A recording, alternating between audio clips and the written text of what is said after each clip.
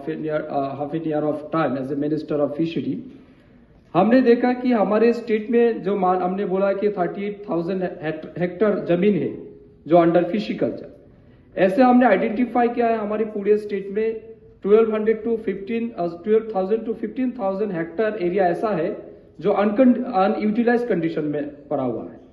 Water area है लेकिन dysfunctional है, अनयूटिलाइज्ड है। तो ये जो अनयूटिलाइज वाटर बॉडीज को हमने आइडेंटिफाई किया है, उसको अगर हम फंक्शनल कर दे तो हमारे पास जो गैप है आज के दिन, as of now whatever gap we have, I firmly believe that if we functional that particular water area, then we can fulfill our demand. So मैं माननीय मंत्री और सचिव जी से विनती करूंगा, ये एरिया को भी हमने आइडेंटिफाई किया है, एक प्रपोजल हम सेपरेटली भेजेंगे आपको। अगर इस अनयूटिलाइज वाटर बॉडीज को अगर हम फंक्शनल कर दें तो मैं मानता हूं कि ये जो हमारा गैप है ये ऑलमोस्ट हम इसको किल कर सकते हैं और हम फुलफिल कर सकते हैं। तो इस चीज को आप थोड़ा सा कंसिडर करेंगे, ये मैं मानता हूं। और ज्यादा नहीं बोलना चाहिए मेरे हिसाब से। जितने सारे स्कीम्स हमारे पास है हमने इसको टायरलेसली इंप्लीमेंट करने के लिए हम कोशिश करें। और एक चीज मैं माननीय मंत्री जी को विनती करूंगा, जैसे सेंट्रल हमेशा ये यूसी के लिए बार बार हमें बोला जाता है कि आपके पास यूसी पेंडिंग है, लेकिन at the same time you have to also consider when you are releasing the fund, you are releasing the fund in the end of the year. मान लीजिए 2024 और 25 साल का जो हमें खर्चा करना था, ये इसका फंड हमें कब मिल रहा है? इसका फंड मिल रहा है हमें फरवरी या मार्च में, इन द ईयर एंडिंग।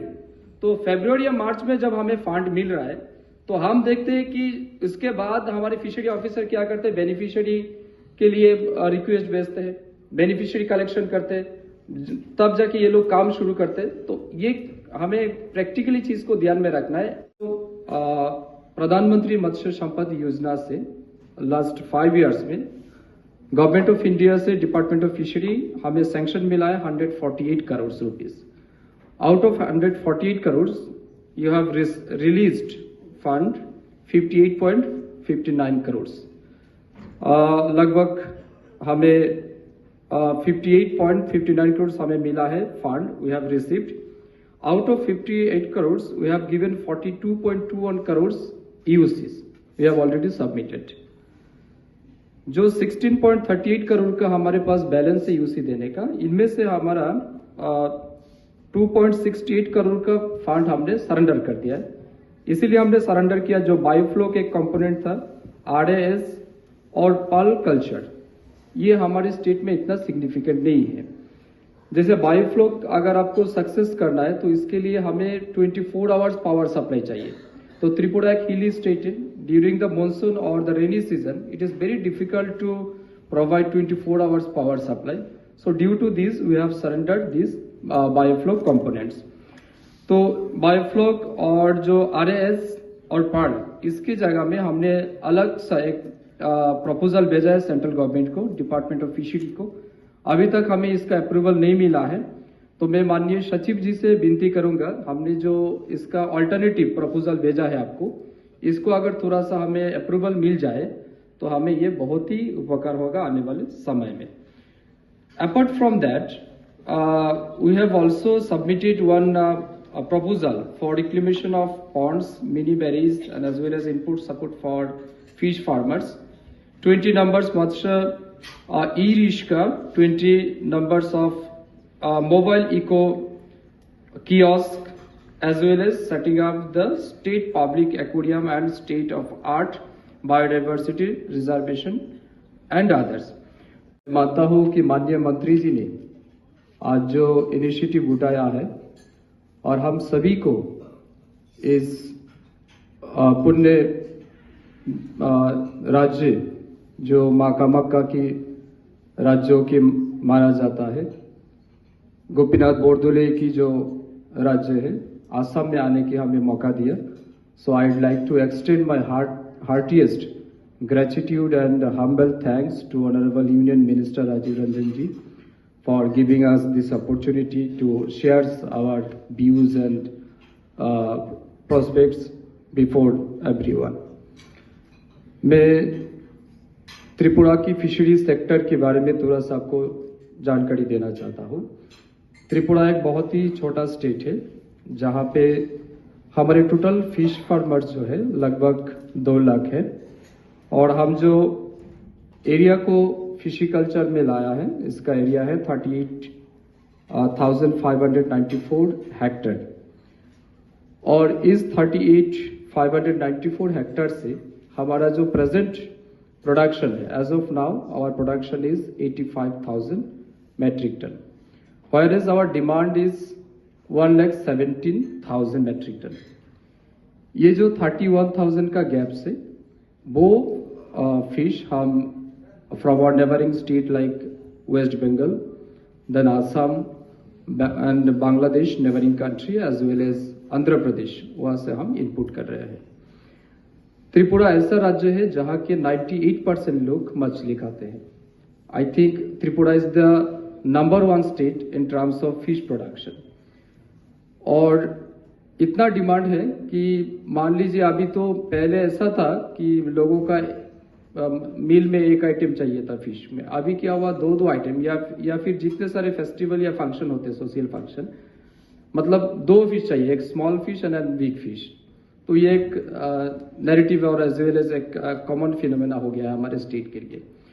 तो Tripura is a big potential for fish culture. 1 साल पीछे हम जाके इसको इम्प्लीमेंट करना पड़ रहा है। आप pond creation month of May में नहीं कर सकते, रिक्लेमेशन आप मंथ ऑफ जून या जुलाई में नहीं कर सकते। इसके लिए आपको विंटर सीजन चाहिए, जैसे कि this is the right time for all the fisheries activities like infrastructure development और पॉन्ड क्रिएशन और रिक्लेमेशन और द मेंटेनेंस प्रोग्राम। रेंचिंग या seed launching that can be done in the month of July, May to August। लेकिन pond creation जो भी है infrastructure related इसको आपको विंटर सीजन में करना है।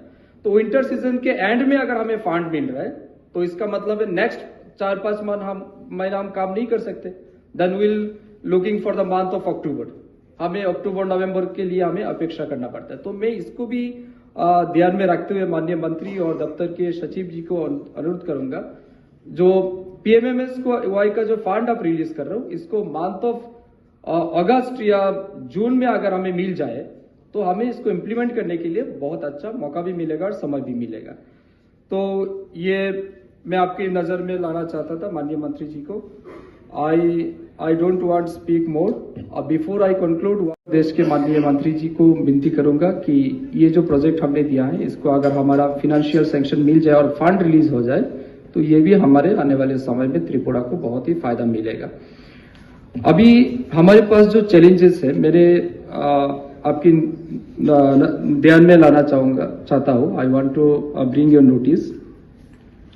हमने देखा है कि सेंट्रल गवर्नमेंट से हमें जो फंड मिल रहा है पॉन्ड क्रिएशन करने के लिए, तो पॉन्ड क्रिएशन के बाद 2 साल 5 साल या 10 साल के बाद हमने देखा है इसको मेंटेनेंस करने के लिए या रिक्लेमेशन करने के लिए फार्मर्स के पास पहला तो इनका इतना इंटेंशन नहीं रहता है, दूसरा है उनका फाइनेंशियल कंस्ट्रेंट भी होता है। तो अगर प्रधानमंत्री मत्स्य संपदा योजना से एक कंपोनेंट स्पेशली अगर रिक्लेमेशन के लिए रखा जाए, हमने ये ऑब्जर्व किया है कि जो नया पॉन्ड है या से जितना हमें प्रोडक्शन मिल रहा है और ग्रोथ मिल रहा है फिश का, ये जो ओल्ड हमारे पास पॉन्ड है वहां से इतना we cannot expect that much growth from the old pond. यानी ये जो वेस्टेज है फिश का, मछली का, ये जो बार बार जो लैंड में जा रही है जो सरफेस में होता है, तो due to that the we cannot or we are not getting that much growth in the fisheries sector। अगर हम इसको रेनोवेशन करेंगे या नीचे वाले जो उसका जो वेस्टेज है उसको अगर हम रिमूव कर देंगे तो देखेंगे कि आने वाले समय में फिशरी ग्रोथ का और फिश ग्रोथ बहुत ज्यादा हो सकता है, क्योंकि हमारे पास लैंड बहुत कम है, वाटर एरिया बहुत कम है और डिमांड ज्यादा है। तो हमें जितने सारे हमारे पास रिसोर्स है इसको कैसे साइंटिफिक वे में फिश प्रोडक्शन इंक्रीज किया जा सकता है, इसके ऊपर हमें सोचना चाहिए ज्यादा से ज्यादा।